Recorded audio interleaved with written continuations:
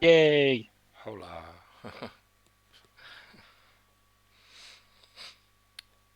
Right, so we've got you thought back. We've got Marshall, your opponent. I'll unmute him right now. Right, okay, so I have started the recording. You both agreed to it being recorded. It will be published somewhere on YouTube. And the debate proposition that we're doing tonight is anarchism versus dictatorship. Um, I feel like there's something missing from that prop, but whatever, it's not me debating. So let's have a good debate. I think you both have some opening statements. Not sure how long those are going to last. I'm not going to interfere too much unless there's like a technical problem or something, which, well, who knows. So you should both be able to test your mics right now. Thoughtbat, are La you la with la la la. us? Yep, you're good. Hello? Yeah, you're here. So I think, Marshall, you said that you wanted Thoughtbat to open up with his opening statement. Is that correct? Yes, yes, that's fine. Okay, Thoughtbat, you have the mic. Thank you very much. And apologies in advance because I will need to run downstairs and grab some dinner because of annoying external consequences. Anyways, hello everyone. As many of you know, my name is Thoughtbat, and tonight I'll be making the case against dictatorship in favour of anarchy. These two political ideals sit at pole ends of the political scale, and therefore it's going to be difficult for moderate observers to initially lean either way, which is good because that minimizes the risk of bias and exposes observers to a discussion of fundamentals. I preempt that my opponent and I are going to agree that liberal democracy is in fact an undesirable system of government, but we'll begin to disagree on our reasons for why such is, and that will lead us to make radically different prescriptions. Admittedly, I'm not familiar with my opponent's exact opinions, so I'll be making a general criticism of the common pro-dictatorship arguments. The supporters of dictatorship often point to the failures of liberal democracy to bring about a meaningful improvements to everyday lives, be it means of providing safety, maintaining social order or harmony, or furthering the national interest via foreign policy, as a way of showing that the people cannot be trusted with control over the government. And it is right here where I object. Firstly, I disagree that liberal democracies are examples of people being in control of their respective countries. You need only to consider the situation for a brief period of time to see how universal suffrage only provides a pseudo-representative government. Most liberal democracies around the world have effectively been reduced to either a two-party or two-coalition state, meaning that the people realistically only have two manifestos to choose from when they come to the ballot box. Who draft these manifestos? High-ranking party officials and senior candidates hailing from highly privileged backgrounds. But the elitism doesn't stop there. In order for in order for either manifesto to be electable, they need to appeal to party donors and media backers, or else they'll find themselves without any meaningful support in election campaigns. Policies the media elites don't care to elaborate on, don't care to celebrate, will not be put under the public spotlight, and those which the media elites will not tolerate will be slandered by the so-called experts hired to represent the views of said elites. Education system, with the curricula often drafted by these parties, refuses to add philosophy to its timetables and instead busies children with learning how to respect authority and routine. And everything exists for a reason, coupled with self-glorifying history courses. Is it any wonder that the majority of people leave school and, aside from being some radical beliefs here and there, adopt an ideology of the government? So now that I've demonstrated that the people are anything but in control of their respective governments, and I've shown that the dictator's favourite diagnosis of shortcomings in the society are founded on false premises, let me go on to talk about the nature of dictatorship. Dictatorships arise most often from extreme social disharmony, as a party or leader offers the people a strong, and by strong they often mean aggressive, government, which will be decisive in its policy in order to preserve all the things that people hold dear, or the things that they are taught to hold dear. Blame a particular group which must be resisted at all costs in order to secure the nation's existence, be they political or racial, and they do what they say, and they do what they say others are afraid to do. They deny political power to the masses in case that this evil group captures the state apparatus by vote, and they justify all types of censorship to ensure that they never amass some kind of counter movement. In declaring this to be of great necessity, they necessarily declare themselves to be of great necessity, meaning that they don't just stop at the targeted group, but go on to oppress all other factions, because if any other group were in power, that would open the door to the target group. Though through the believed necessity of keeping the target group away from power, the tyranny of dictatorship is inevitable, not a bug, but a feature. So how does anarchy provide a better answer? Well, our analysis of economic power is more in line with reality than that of dictatorships. In seeing that people do not have power over their governments, we acknowledge that the disempowerment and not the empowerment of the masses is what is keeping them from achieving their ambitions in life. I'm an egoist, and from this philosophical understanding, I believe that the very meaning of life is whatever we're doing to make it worth living. Being able to live for our own betterment, rather than the betterment of some dictator or board of directors or some god in the clouds, we are able to satisfy our own needs. We see that the hierarchical workplace is what is denying working people the ability to work for themselves. We see that the disengagement of the ordinary citizen from the state apparatus is denying them the ability to participate in organizing society for themselves. And our solution then, I say our solutions are geared towards this empowerment so that people can live for their own sake. And as such, I propose that society be organised through free and voluntary association based on mutual benefit. Cooperating for mutual benefit, as opposed to labouring at the end of someone else's gun, is what fosters social harmony. And so the monopolisation of land, law, abstractions must each come to an end. And that's my opening statement done, and my Chinese is actually here, so I need to go run down and get it. So can you please give me a minute? Yeah, you I can love that ending take a already. minute. Cheers. Cheers. Yeah, Marshall, if you don't mind, he did say that he'd have to, you know, step downstairs to grab his food or something. But I That's think he's going to perfectly be back super quick, so hopefully there won't be too much of a it's delay. fine. Don't worry about it. It's fine.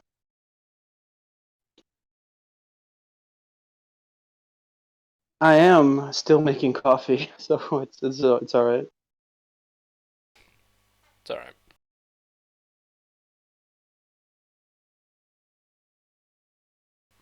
I think he's gonna grab it as soon as it comes through the door and rush back upstairs with his tofu. Okay. Yeah, it wouldn't make sense for me to say this if he wasn't here to hear it. So yeah, I get you. Yeah, I mean, he'll be back in just a second. No worries. Yeah, no problem. No rush.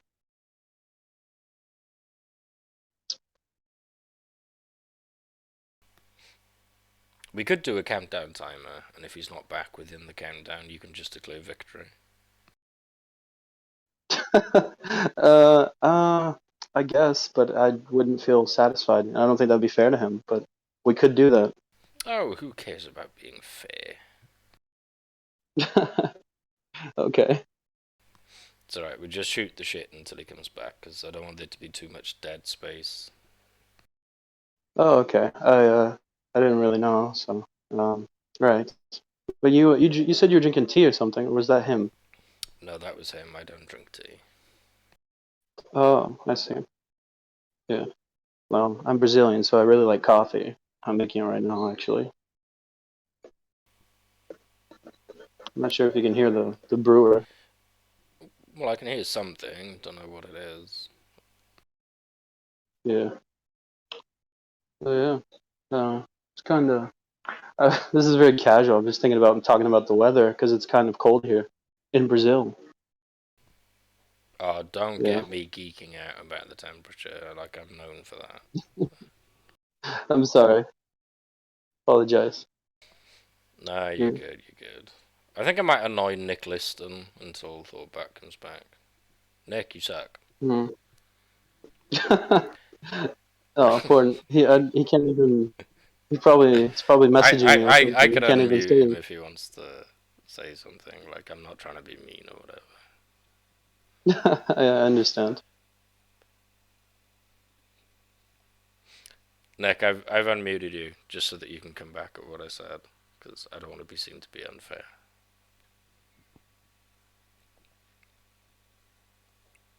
Yeah, he says it's all good. I'm following the VC text. So. Okay. And I'm back. Sorry All about right.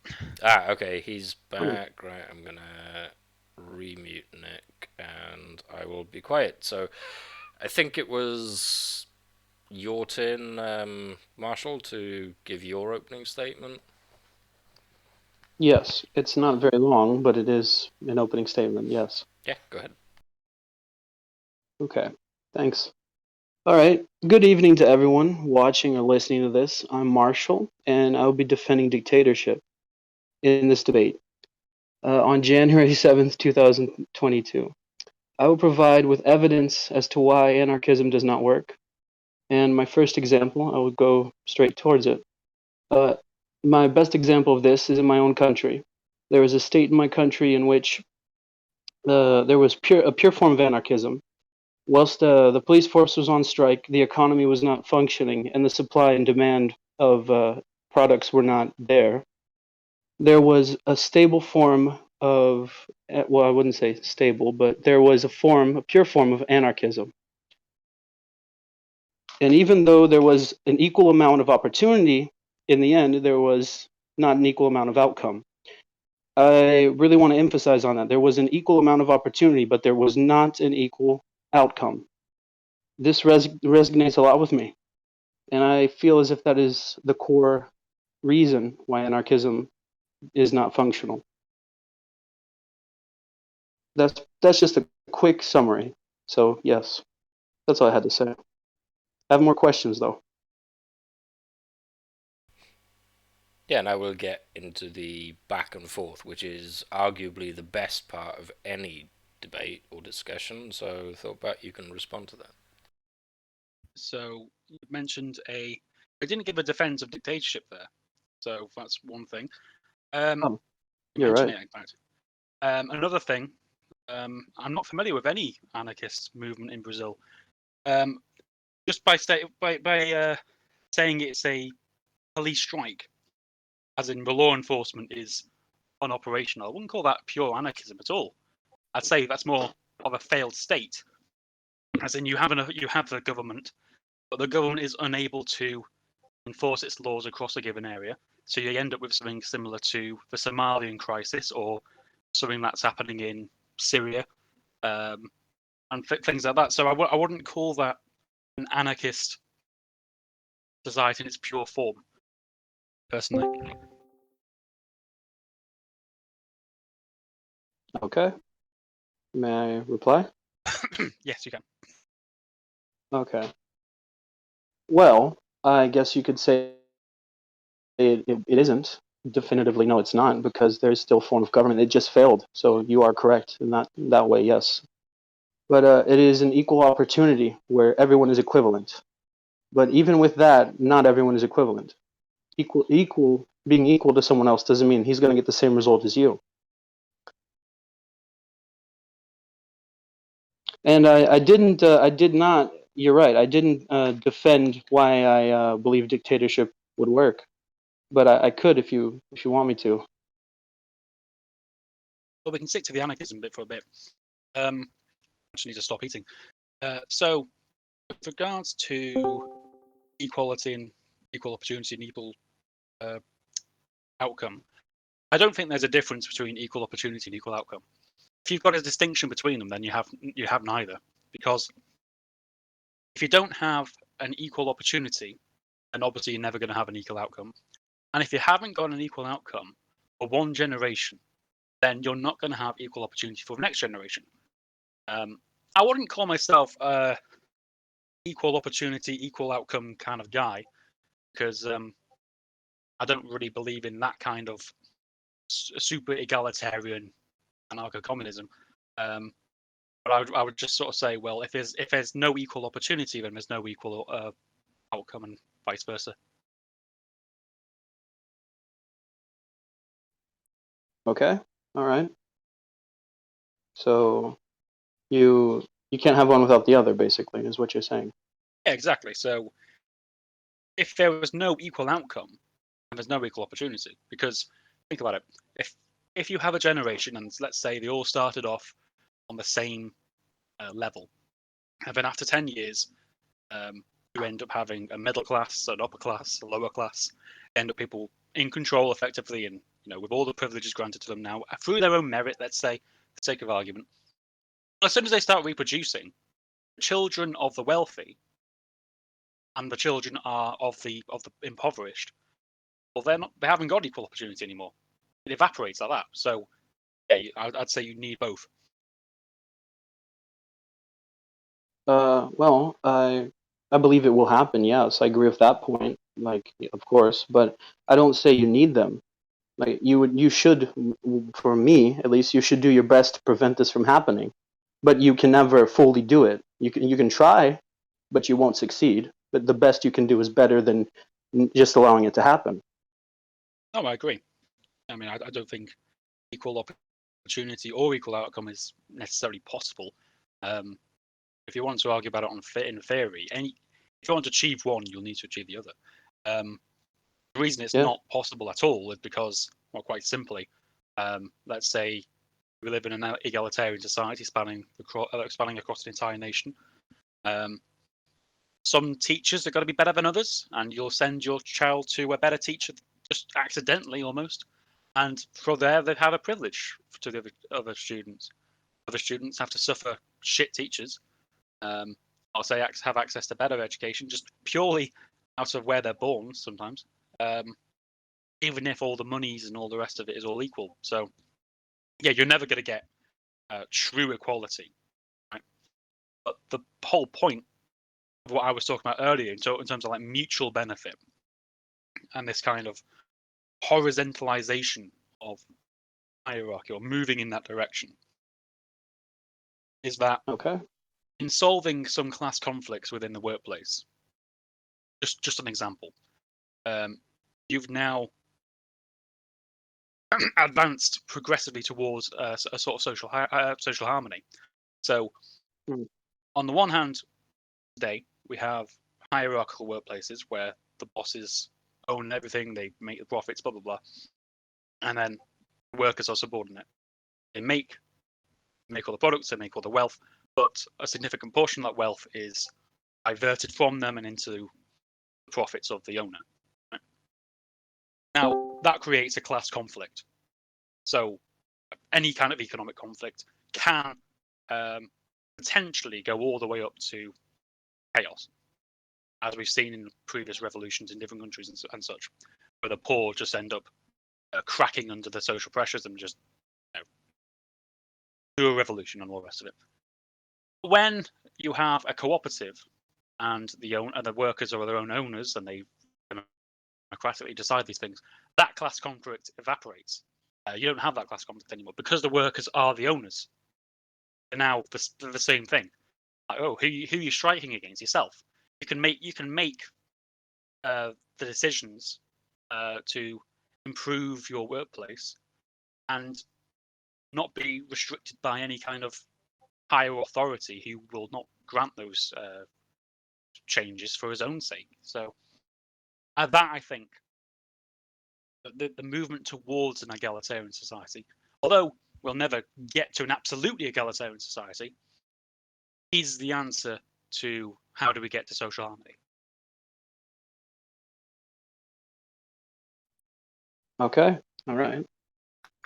Well, I disagree, but I understand why you think that way. So, uh, although, however, I do have a question for you. I have 8 questions specifically. Go ahead, one at a time. Okay. Well, this is this. There's no right answer. I just want to know what you think about this. So, my first question to you is, how would you implement anarchism in a functional society to benefit each other, to be symbiotic? So there's multiple ways. Syndicalists have one idea, the capitalists have another. I have a different one. But these days I subscribe to a thing called gradualism. And gradualism is where, through spreading anarchist ideals, you gradually build what's called counterpower. And counterpower could literally just be in the form of an anarchist federation, say ANFED, which exists today. So I, being my little anarchist, I go to ANFED and we agree on a number of, let's say, policies as to, how do we help people in our area?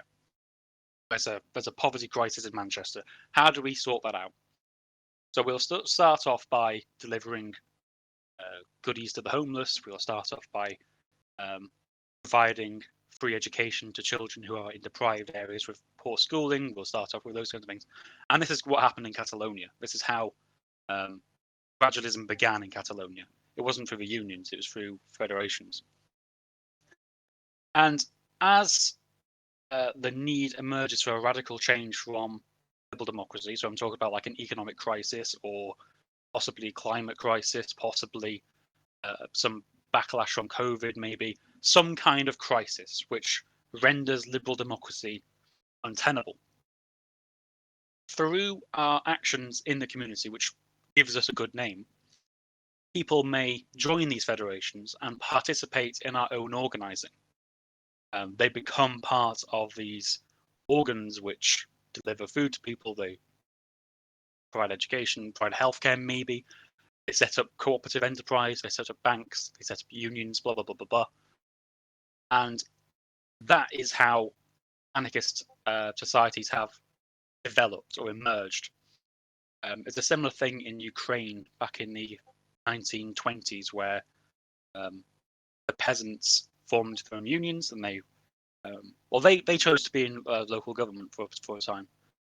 But at the same time, they were just ignoring basically the state's own law. So the state of the law of the Russian Empire was beginning to be ignored, and these committees of peasant anarchists were just making the law for themselves. They were enacting land reform through their own means and disarming police officers and all the rest of it, just through having the numbers in society. So if the people don't listen to the police, they don't listen to the local government, then the new quote unquote government or the governors become the people who are in these committees.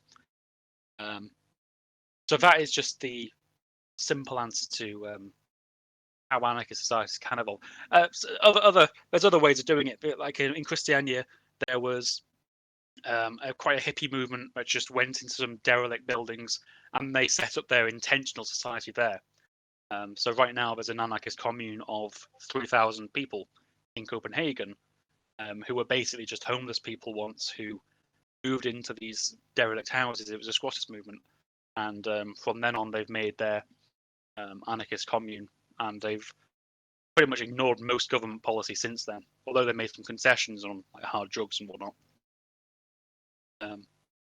There's multiple ways of doing it, but my preferred way in an industrial economy like the ones we live in today is this gradualist method.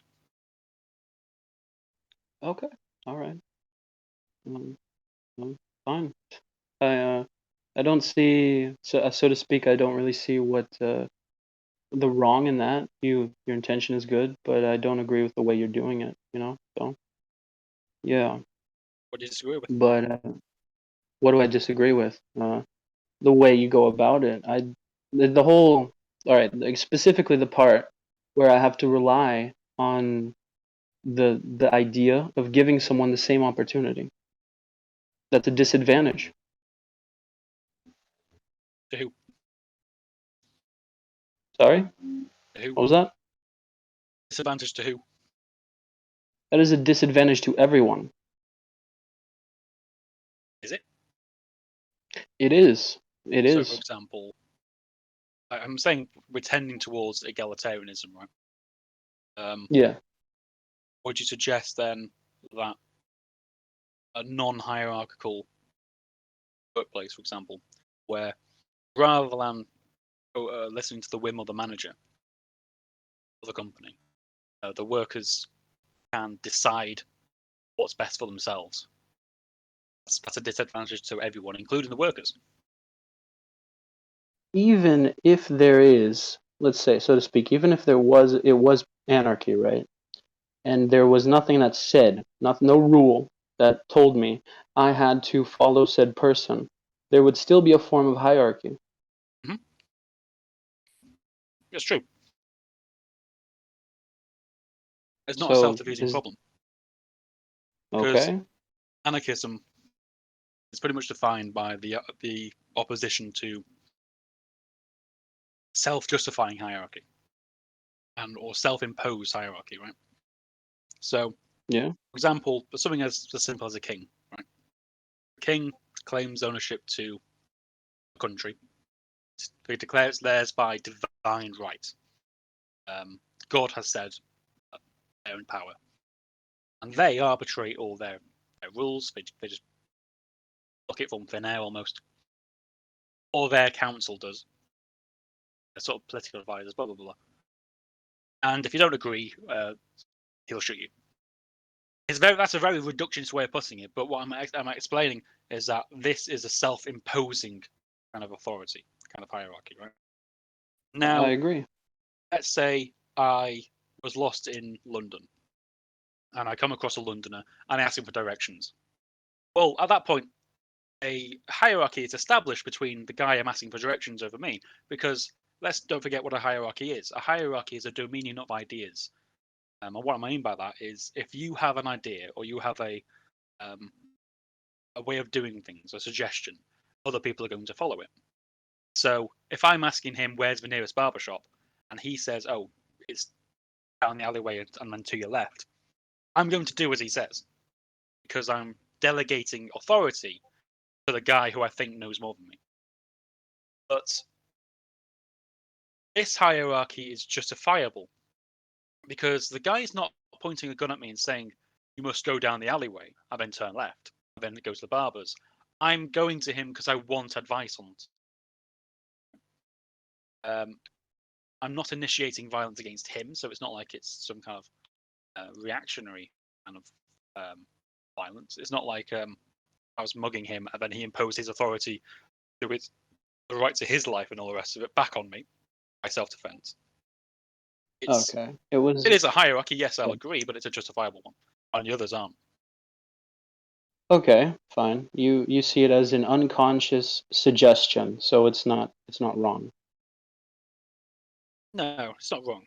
There are things which I think aren't suggestions, which I think is right to defend with force. For example, the rights of someone's life. Right. So, if there's a law in place which says that thou shalt not murder, I think it's reasonable for that law to be enforced without it just being a suggestion. We advise you not to murder. It needs to be backed up by some kind of force. I agree with that. But that's Okay. justifiable because that is the preservation of someone else's liberty. All right. I don't want to rush things, but I do want to. I'm going to ask these questions a little bit faster because we're going to take a while if we keep doing really like this. That's fine. So is that okay? No worries. Okay. My next question to you is: what about the individual? How would you go about dealing with someone who is detrimental to your ideal society?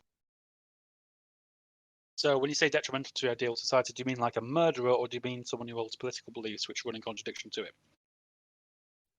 Someone who holds political beliefs that is contrary to yours. So I support free expression.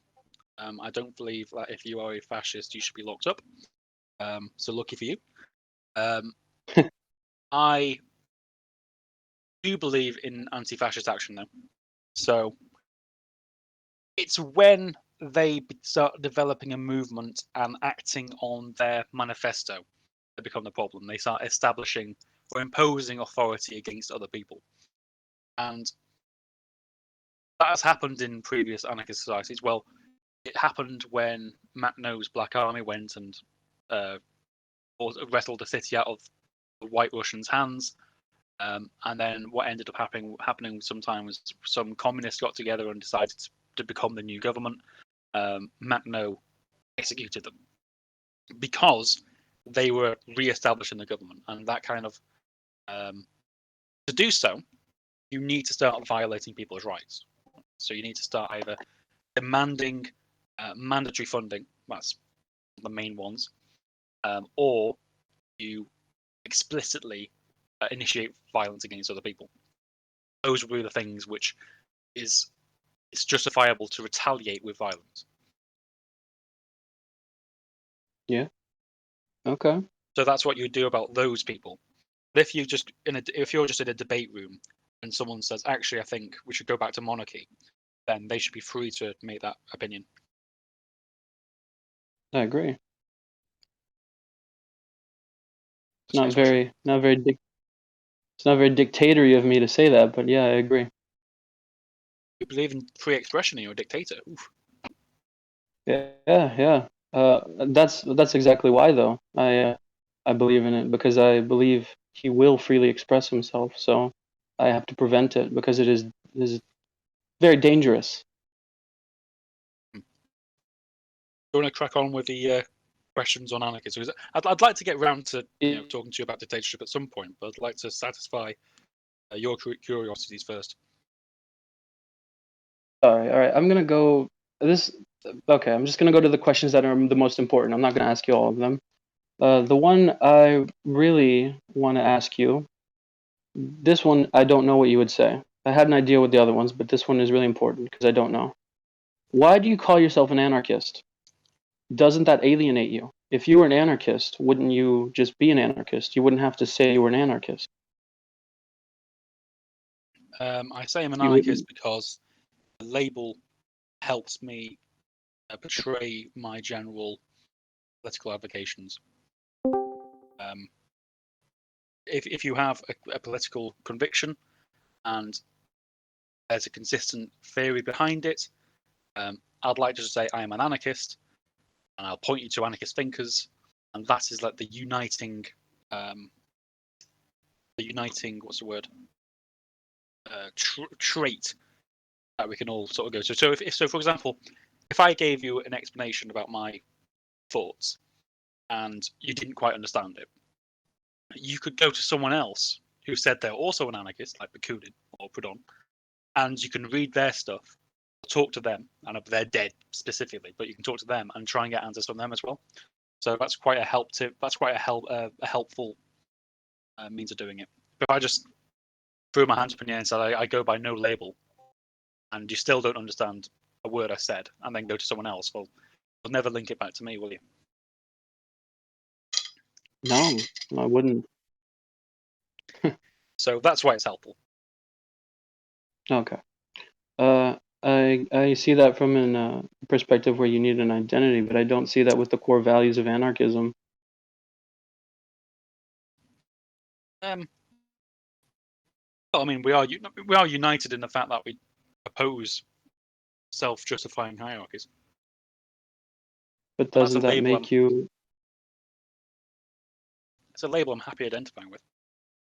I choose to identify at the end of the day. All right. Okay. It's a free association, isn't it? So, like if I said, I'm a Manchester United fan, for example. Mm-hmm. Yeah, that's a label. I'm choosing to adopt that label, and it's just all part of the free association, isn't it, baby? Yeah, it is. I see, but I cannot. Well, that's more of an identity with a specific location. You know, I think it's very different when you use it as an ideology, but especially one where the whole premise of it is to not need to identify as something. That's the part I don't understand, but that's fine. I mean, I think you might be confusing me with one of those free thinkers, right? These sort of people who say I'm unique in my ideas. I don't claim to be unique or even original in my ideas. I've read the works of other anarchists. I happen to agree with them, and so I'm happy identifying with the same political label as them. Okay, all right, fair enough. I don't want to keep having. I don't want to have to keep asking you questions because I'm avoiding. Technically, I am avoiding the whole dictatorship thing. Do you have any questions for me? I'm happy to clear your curiosity with anarchism and then move on. So until you're if there's anything you're confused about and it's pressing you, ask away. I don't mind because we can come to that later, can't we? Yeah, no problem. I just feel as if we'll run out of time, but okay. We haven't got an exact time limit. Okay, fair enough. All right. Like Well- SD is not going to suddenly stop recording and tell us to go away at whatever o'clock. Go away. It's Gotcha. not that much of a dick. Okay. All right. Can I ask another question? Yeah, sure. All right. Let me see here. How would you resolve a situation where there is no government, but there's an independent body of people, like a militia, where they were to go and be in control and try to enforce what they want? How would you deal with that? Resistance. So you need to have a workers' militia already in place, as that was the case in Novus China, in Ukraine. So, in fact, most anarchist societies have their own kind of resistance force already in place. Not quite a standing army, but people who are prepared to fight to defend what they've got. So, like what happened in Novus China, different factions did rise up within Ukraine. They were pro White Russians, they were pro Ukrainian nationalists, they were pro Austro-Hungarian forces invading from wherever. Some were communist forces. You would have to put them down because, as I said before, they are necessarily marching to impose their authority on other people who don't want to have their authority imposed upon. So it can bring this all the way down to the individual level, right? So Yeah. let's say we're all in a room together, and then SD pulls a gun out on you and says, "Do as I say."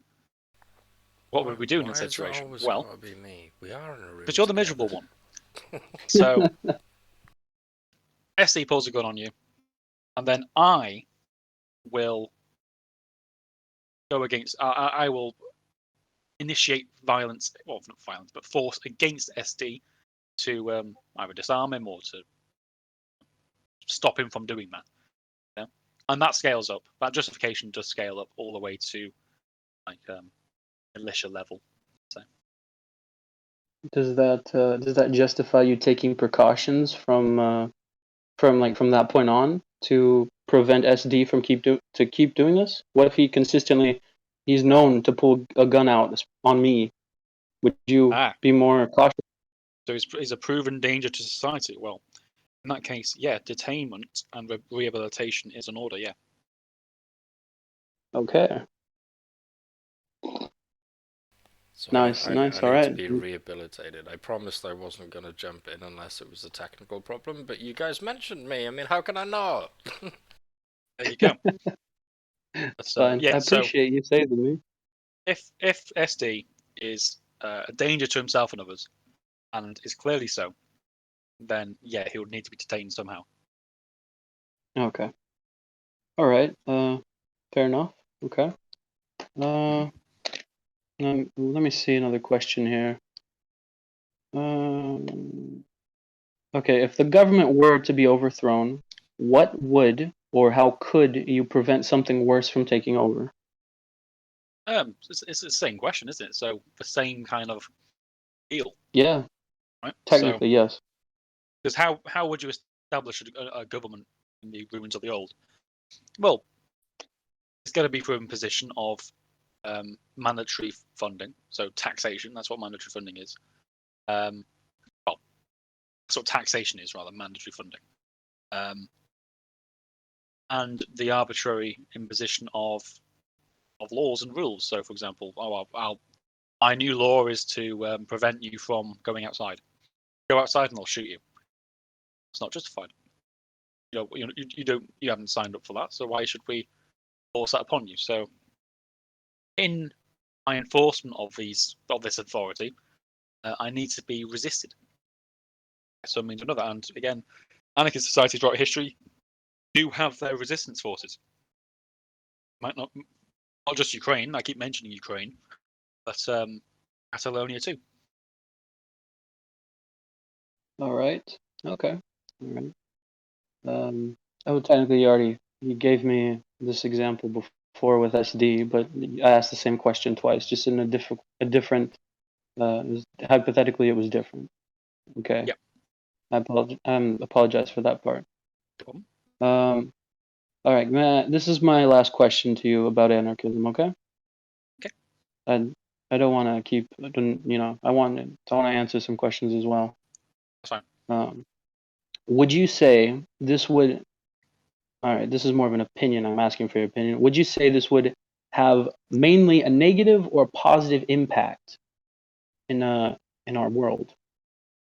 Anarchism, Yeah. I think it'll be positive. I am one, at least. I'm the one prescribing it. It mad of me to decide to argue for something which I think will have a negative impact on the world. Okay. All right. Here's another way of saying this. It's not the exact same, but similar. Has it had so far? Has it been negative or positive in an impactful way? I think it's had an incredibly positive impact on the world. I think anarchists who have challenged authority and hierarchy of all kinds throughout history have had an incredible influence on not just on daily politics, right? So, for example, 8-hour working day was fought for by anarchists mostly. Civil rights movement, anarchists were heavily involved in that. Now, I know it sounds silly to say, "Oh, all these things were developed by anarchists." Well, they weren't. But anarchists provided the critique of authority, which gives rise to moderates adopting anti-authoritarian perspectives. So, without that influence of at least radically libertarian thought, putting pressure on authoritarian ideology, then I don't think we'd be living in anywhere near as liberal society as we are as we are today, in comparison to what was a few hundred years ago. Because when the people were fighting for their own liberty or attempting revolutions, governments have since made concessions to the people. So, for example, when the libertarians of old were fighting against a state which was pretty much run by the wealthy men, only wealthy men could have voted. The state buckled to that and said, right, okay, now we're going to have universal suffrage. And these concessions, like universal suffrage, like labour protections, like progressive taxation, like all the rest of it, have had incredibly positive impacts on our daily lives. Now, on the other side of the coin, I understand that those things have also made the path towards anarchism quite boggy. And by that I mean like it slowed it all down. Like people become less revolutionary when the state makes concession after concession. So it has that negative impact. But on the whole, the critique of authority by anarchists and radical libertarians has given way to some of the most important movements in history. All right. Okay. Fair enough. I will agree to an extent. There's always something beneficial even out of the worst things. So, all right. However, can I ask you this? Mm-hmm. Do you believe you are a product of your environment? I don't think I'm a hard determinist, if that's what you mean. But okay, to an extent, yes. So Bakunin came out with the phrase, well, Proudhon came out with it, but Bakunin concurred that ideas are like flowers rooted in a soil of material conditions. Now, what he meant by that is that our beliefs are very much influenced by the world around us, or the context in which we live. So, that being said, I've got my ideas through my lived experience, and so yeah, in that way, I would be a product of my environment. Not entirely, because I think if you put a different person in the same context, they would respond differently. So there is some of my own input there, which makes me more of a compatibilist in the whole free will versus determinism debate. Okay. All right. I entirely live by that whole product of environment question, because if I wasn't, I used to live in a completely different country and everything was perfectly fine for me, and my life drastically changed when I moved to Brazil. So I believe I became a product of my environment. So yes, I live by that. I can't. So yeah, I don't really have any more questions. You clarified everything for me. So if you have any more, if you have any questions for me, I would like to do the same. Yeah. So what I was wondering is, do you want me to reread the part of my opening statement, which goes after dictatorship, and you can respond to it? Yes, please. Okay. So I say, now that I've demonstrated that the people are anything but in control of their respective governments, and shown that dictators' favourite diagnosis of shortcomings are founded on false premises, let me go on to talk about the nature of dictatorship. Dictatorships arise most often from extreme social disharmony. As a party or leader offers the people a strong, and by strong they often mean aggressive government, which will be decisive in its policy, in order to preserve all the things that people hold dear, or that which they are taught to hold dear. They blame a particular group who must be resisted at all costs in order to secure their nation's existence, be they political or racial, and they do what they say others are afraid to do. They deny political power to the masses in case that said target group recaptures the state apparatus by vote, and so they justify all types of censorship to ensure that they never amass some kind of counter movement. In declaring this to be of great necessity, they declare themselves to be of great necessity, meaning that they don't just stop at that targeted group, but to go on to oppress all other factions, because if any other faction were in power, that would open the door to the target group getting into power, in their minds. Through believed necessity of keeping their target group away from power, the tyranny of dictatorship is inevitable, not a bug but a feature. I was wondering if you had something to say about that. Do I have something to say? Yes. I agree. I agree. You cannot give someone the opportunity to rule entirely, because eventually they will persecute someone. They will justify it to go after a group of people, whether that be for political reasons, religious reasons, ethnicity, whatever. They will find a way to do it. This happened in my country. I know this. My grandparents went through this, so yes, I agree with that. But I believe this can be avoided. And what safeguards could you put in place to avoid it?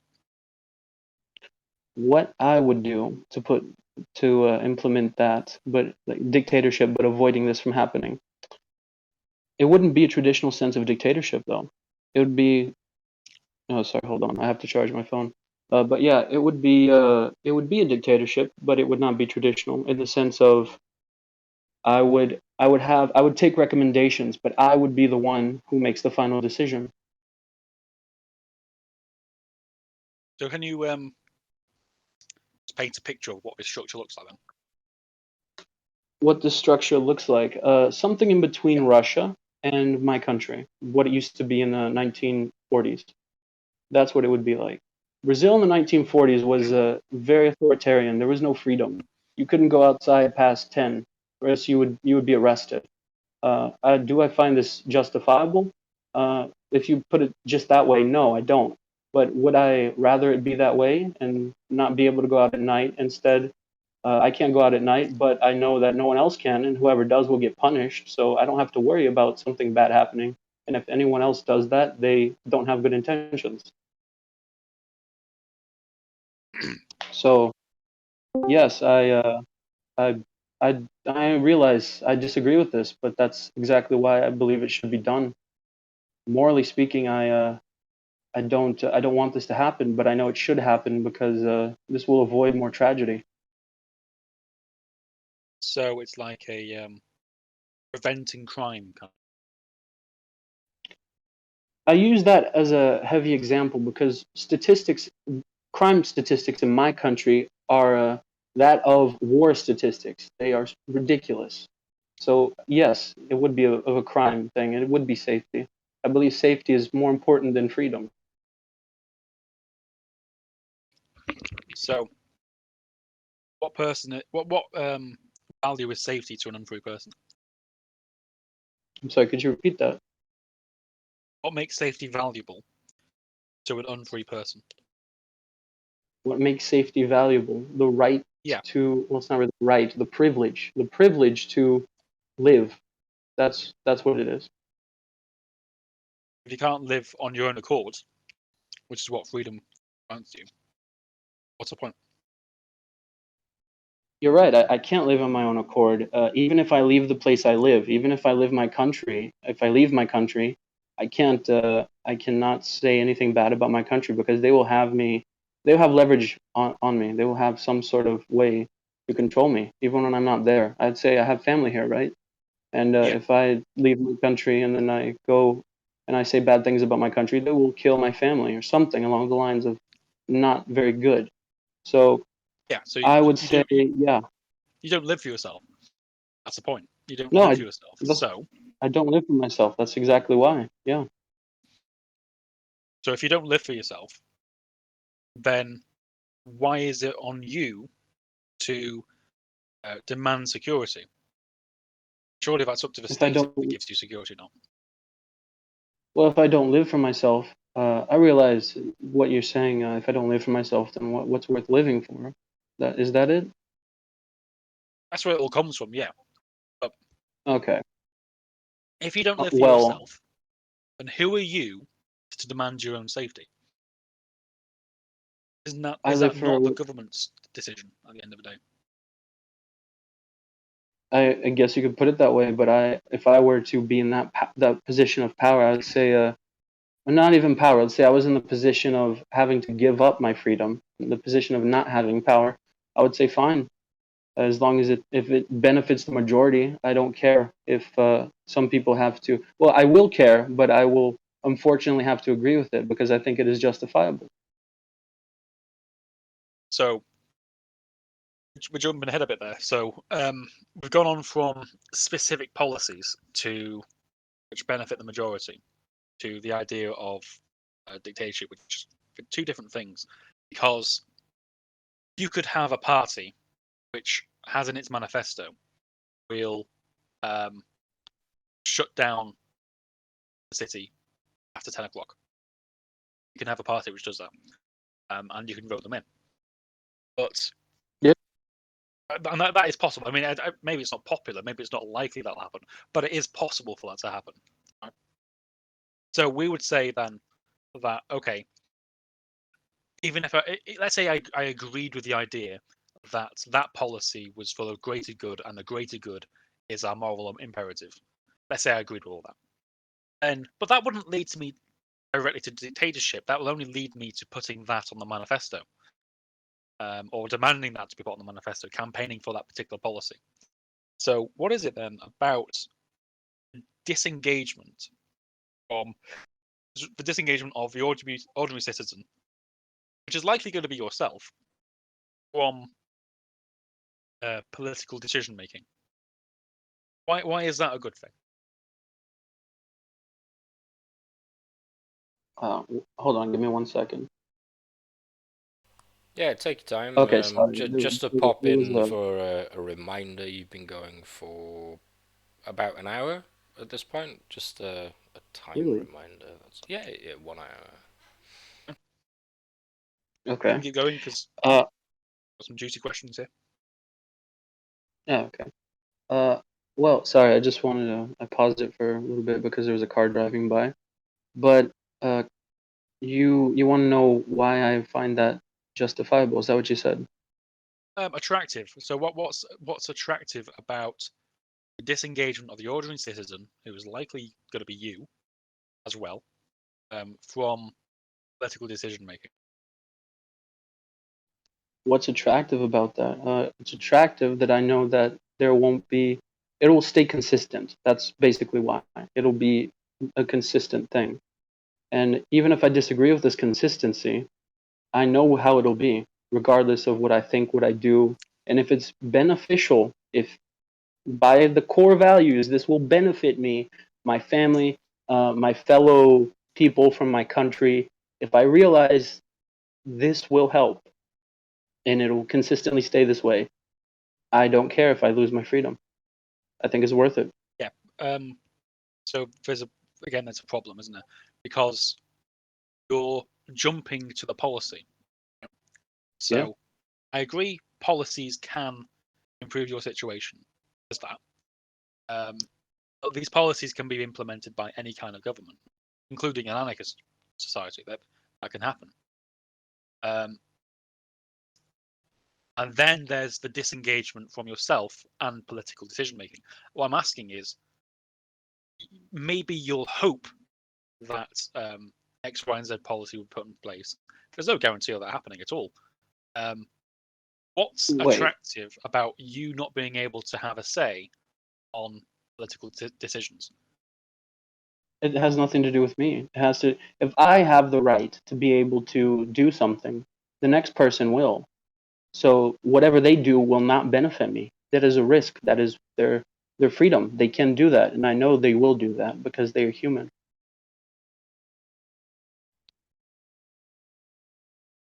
Can you rephrase that? Because I don't think I understand.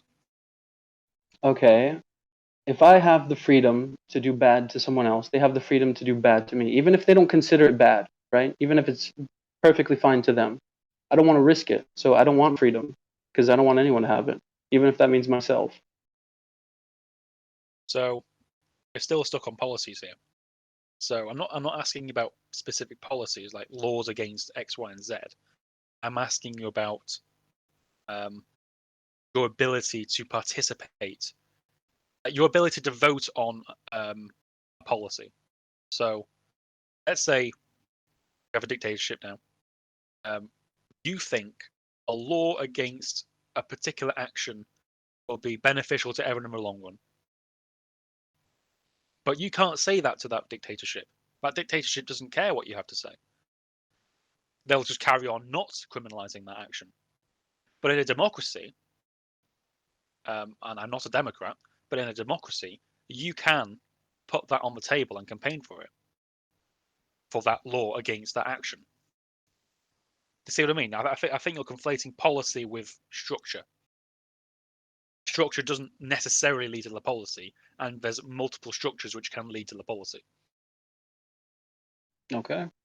So, for example, if you're talking about that law going out after 10, that can happen in a democracy, that can happen under an anarchy, that can happen under a dictatorship. But if you're in a dictatorship and they do allow you to go out at 10 o'clock and beyond, and you think that you shouldn't be allowed to, then you can't take that to the government. You can't disagree with the government's decision to allow people to go outside after 10. You can't do that.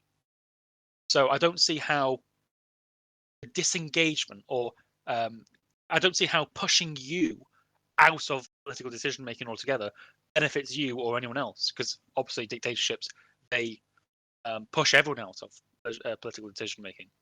It's just the party themselves. Okay. Well, how do I put this into a way? Fair enough. I don't. Yeah, that's exactly why I don't. I'll just put it like this. I don't mind. Not even that I don't mind. It's just. It's better to disengage. You do mind. You do mind because Do I mind?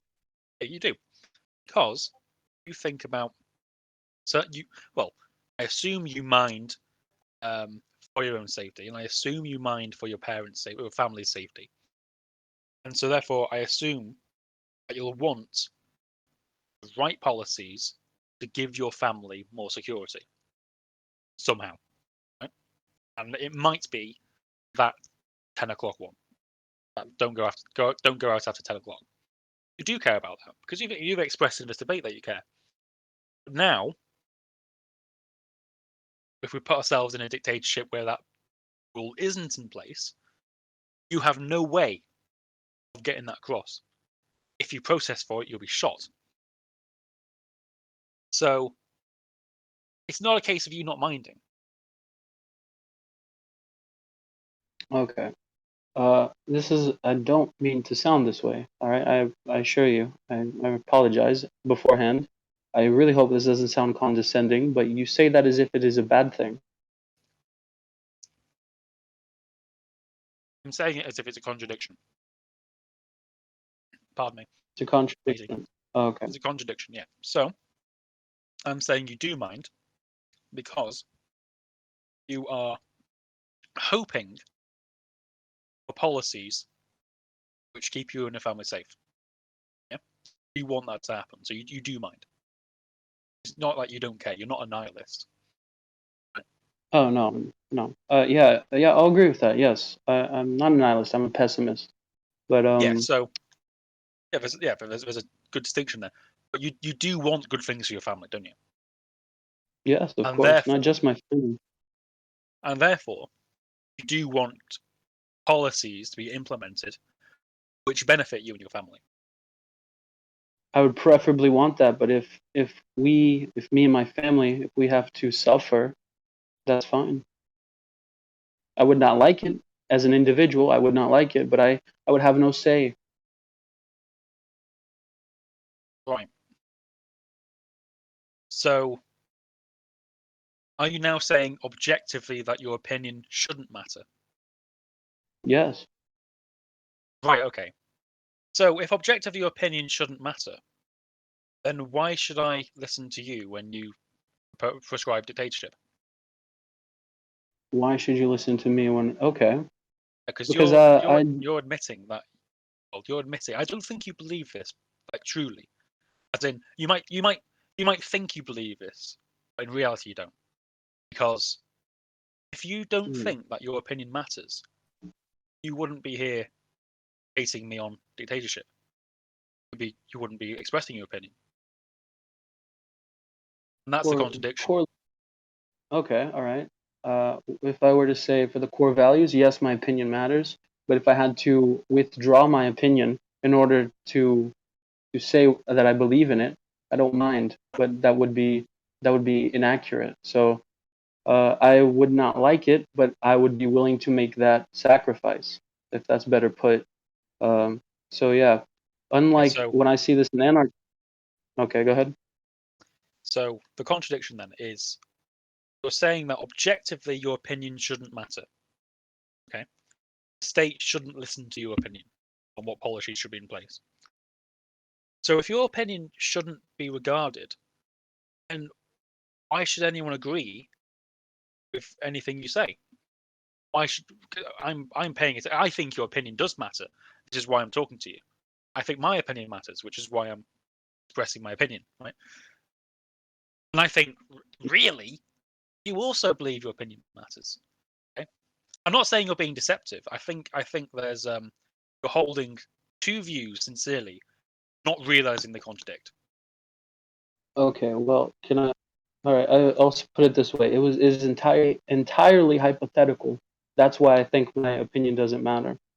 But if I was given the circumstance to allow my opinion to have the opportunity to matter, like in a very grand scheme of things, right? If I had the power to implement that, my opinion would be law, which is a very arrogant and selfish thing to say. But if I was the dictator, that's how it would be. So yeah, my opinion would be that would be it. Period. Full stop. It doesn't. That's it. Yeah. But I'm not. So I in real life, in reality, I have to justify why I believe this would be the best thing. But hypothetically speaking, if I had to discard my opinion in order for it to benefit other people, I'm willing to do that. Right, but okay, if you believe the policy that you want will help people, right, and the policy is not in place by the government, then surely in the long run, it's bad that the government, or at least you believe it's bad that the government isn't listening to your policy ideas. If you think How your is that policy ideas are any good, how is that any different in anarchism though? I don't see how it becomes a problem in anarchism. Because Okay, fine. Explain. in anarchism, I'll be part of a local federation, right? And I'll be banging my fist on the table, saying this needs to be done to help these people, and I'll be making a hopefully persuasive argument so that they get it done.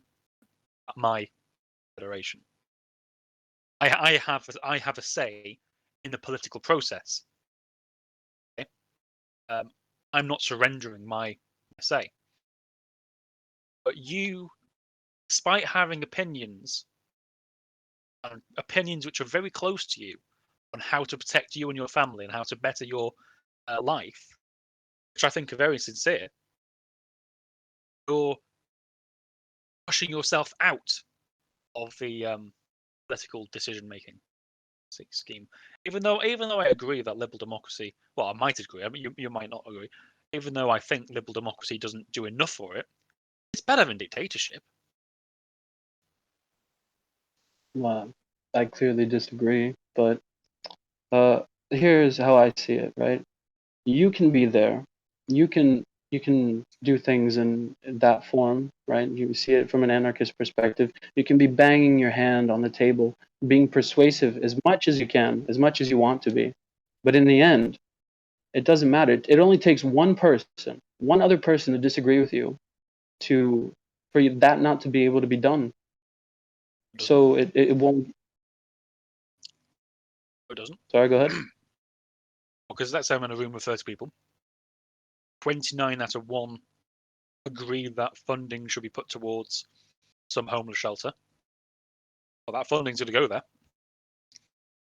It wouldn't operate on a everyone needs to agree basis. But that's not anarchism. There it is. The Sorry, one what was that? person, the one person, if they wish, if they think that this policy is irreconcilable, they can back out of it altogether. They don't contribute to its funding anymore. They just leave it. It's a free association. It's a free federation. So they don't have to participate anymore if they don't want to. So let's say They don't. But okay, go ahead. let's say this federation wanted to put money towards I don't know, fucking saving pandas, and I thought that's a complete waste of money. I'll make that objection. I'll try and make the persuasive argument. If they disagree with me, I'll leave. I'll not join that association again. I will stop funding that association, and I will find another one in the local area which will be putting money towards different things, Okay. useful things. All right. Yeah. Can I argue?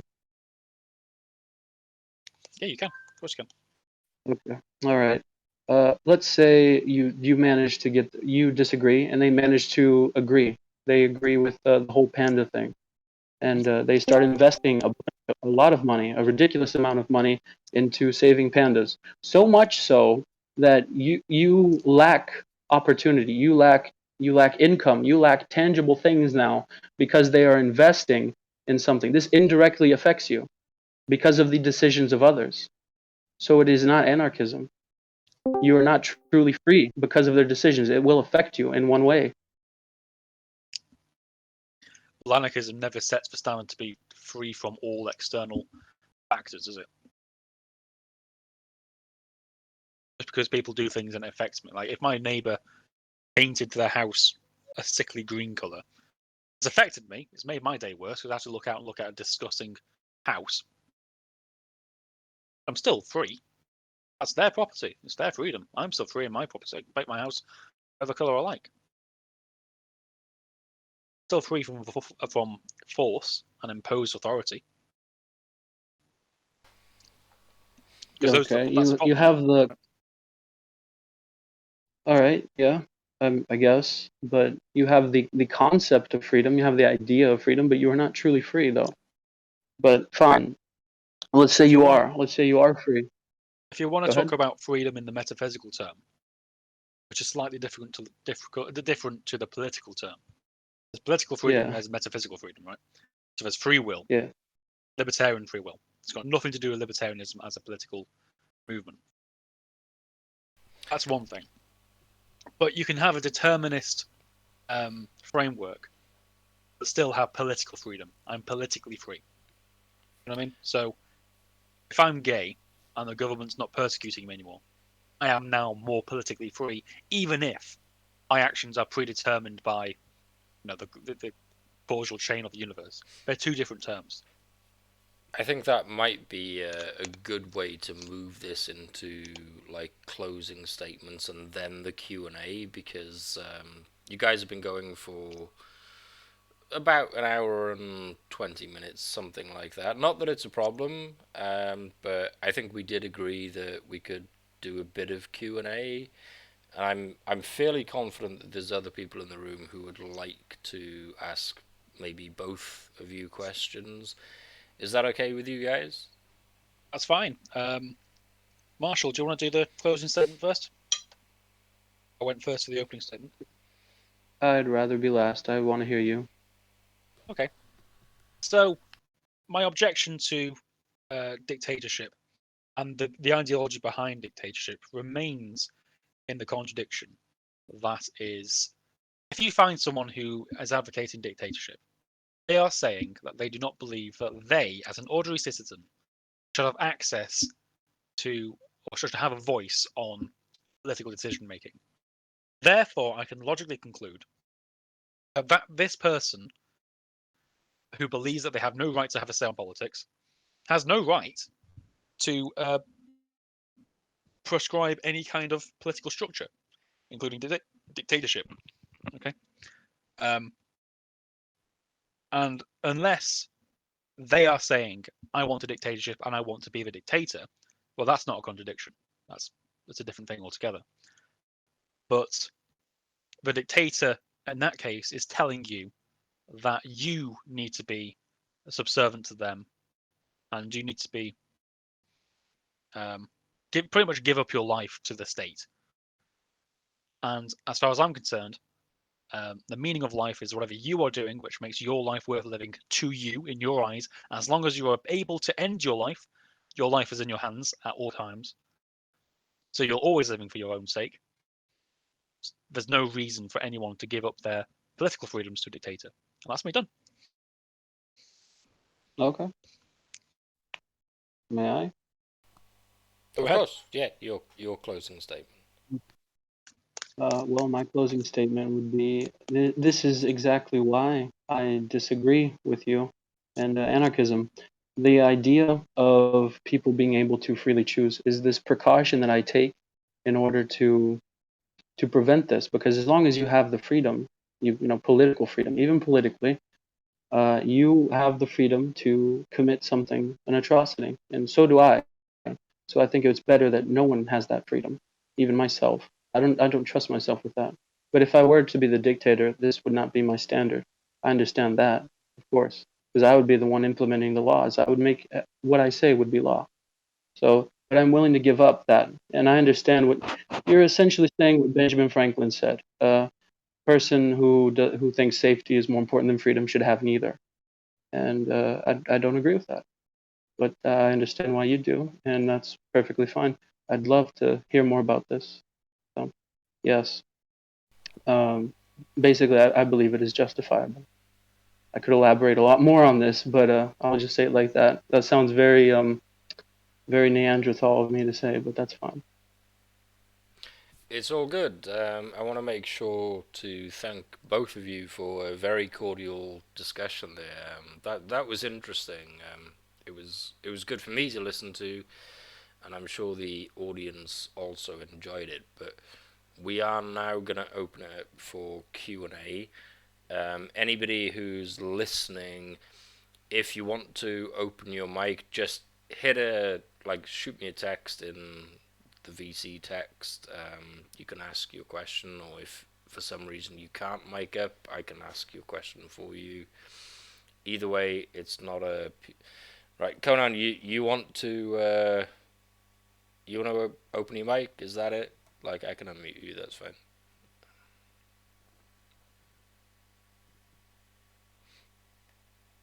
Right, Conan, you're on the mic. Who's your question for? You'll need to unmute yourself at your end. Hey, hello. What's up? My question is to Thoughtpet. I would like to ask you, why do you think that dictatorship is necessarily opposed to either democracy or anarchism? To the fact, dictatorship is just a form of both executive, is a form of executive, judicial, and legislative power, which does not necessarily mean that it is not under some other check and balance system. For instance, in Roman Republic, dictatorship functioned uh, in association with democracy successfully for centuries. And there is no reason for, let's say, a free federation of individuals in anarchism not to be following a dictator. Actually, that was what was happening in most cases. Yeah, Marshall, your response. Thought that actually. Oh, This sorry, this my wasn't for bad, me. my bad. Yeah. Whoops. Yeah, so depends on the very definition of dictator. I'm talking about dictatorship in the political sense, whereby policy Yeah, me of too. the nation is determined by a dictator, Yeah, or a party which is led by a dictator. yeah, I would say that that is necessarily anti-democratic, and a not democracy true. is anti-dictatorship. Conan, I'm answering the question, and that's like interrupt me as I'm going. And the reason that is, look, if a dictatorship goes by the definition of all political power being at the hands of this party or leader, then that's necessarily power away from the people, demos. It's not a democracy anymore. Because if people can't vote on policy, then it's not a democracy. If people can vote on policy, they can vote the dictator out, and they can veto this or that, then it is a democracy. And it's not a dictatorship because all political power isn't at the hands of a dictator. That's my answer. Superb. I think there's at least one other person. I think that's Bent Softly. He would like to ask a question, and I believe it's for you also, Thoughtbat. So I'm gonna unmute Bent Softly. Bent Softly, are you on the mic?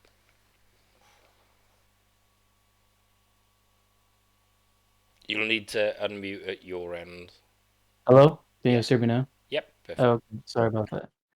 No, that's all right. So, yeah, it's all right. Um, so Mr. Thoughtbat, right? Um, so I'm not sure you guys tackle this, but like for instance, what are your thoughts on a benevolent dictator? So I'm sure you're a vegan. I'm sure that you have this egoic drive to want to strive for a society where people should not harm needlessly, right? So if a benevolent dictator came in and mandated everyone to, or mandated a all the sweetest principles of what uh, a good person should be, what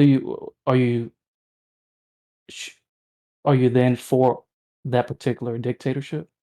What are your thoughts on a benevolent dictator? I don't think benevolent dictator is a good thing. I'm principally opposed to it. I'm actually opposed to policies which are in favor of animal rights.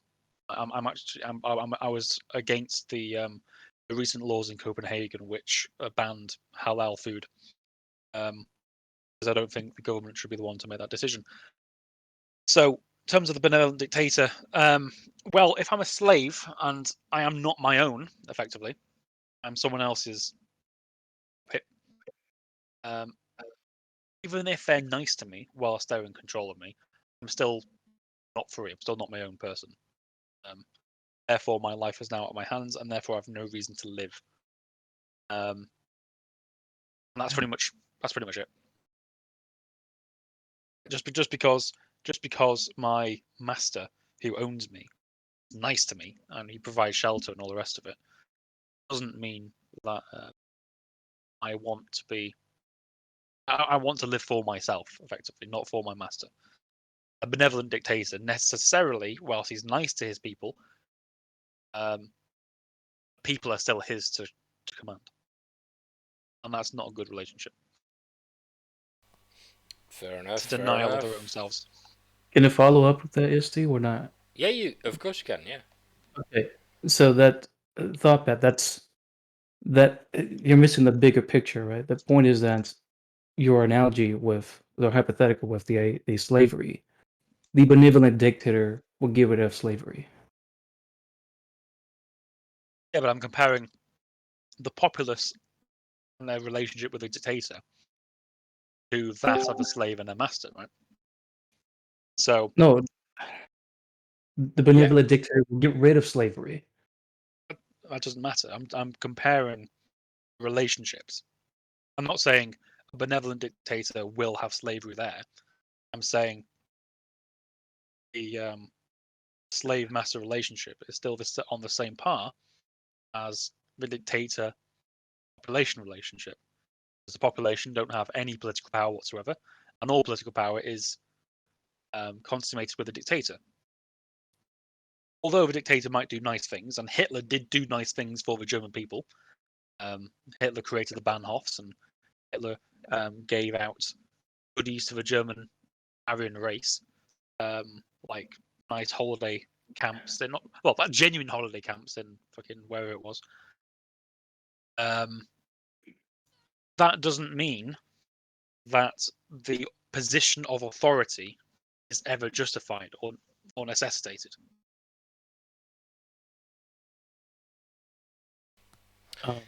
Because to be in that position of power is a denial of the autonomy of everyone else, and that is in principle a violation of their own rights.